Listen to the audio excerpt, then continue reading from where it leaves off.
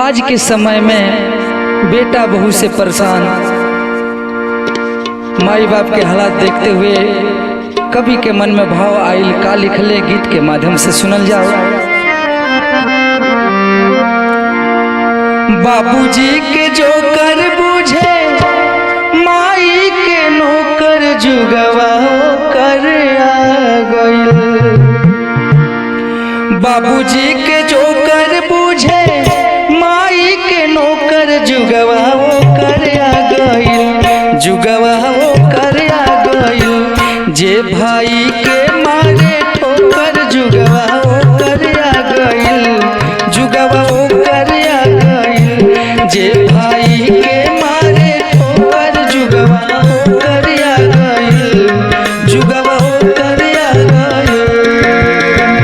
बाबूजी के नौकर बूझे, बाबूजी के जो कर बूझे माई के नौकर जुगवा कर आ गइल, जुगवा कर आ गइल। जे भाई के मारे ठोकर जुगवा कर आ गइल, जुगवा कर आ गइल।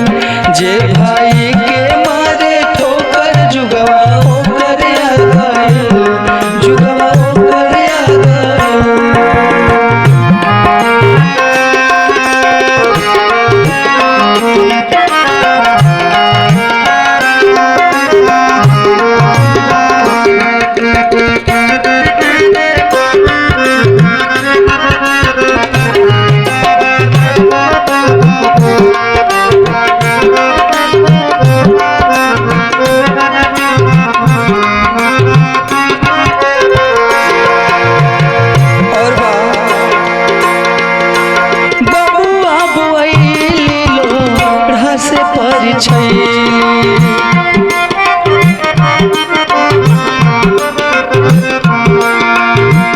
दौड़ा में देख जब जेठानी धैली,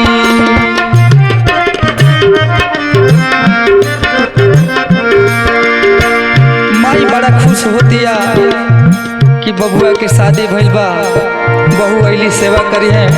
लेकिन एकर विपरीत उल्टा होता। बबुआ बुआइली लोढ़ा से परिछैली, दौड़ा में देख जब जेठानी धैली। बहू तो वैसन बढ़ले बिया, ओकरा साथ साथ में लइको भी बदल गइले। ऐसे कभी कहले बबुआ हमर भेड़ा भइले, बबुआ हमर भेड़ा भइले। पढ़ल लिखल बोकर जुगवा कर आ गइल। जे भाई के मारे ठोकर जुगवा कर आ गइल, जुगवा कर आ गइल। जे भाई के मारे ठोकर जुगवा कर आ गइल, जुगवा कर आ गइल।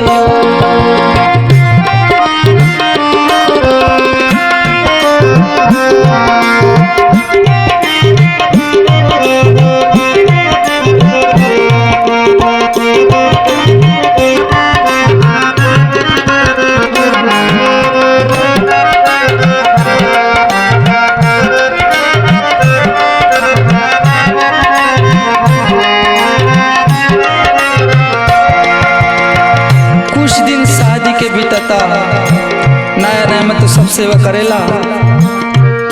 ओकरा बाद का स्थिति होता, माई तो बैरी भइली बाबूजी दुश्मन हो।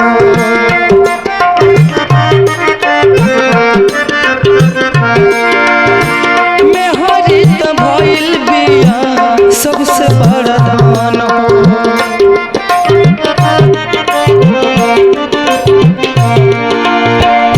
शादी के 2-4 साल बीतेला ना,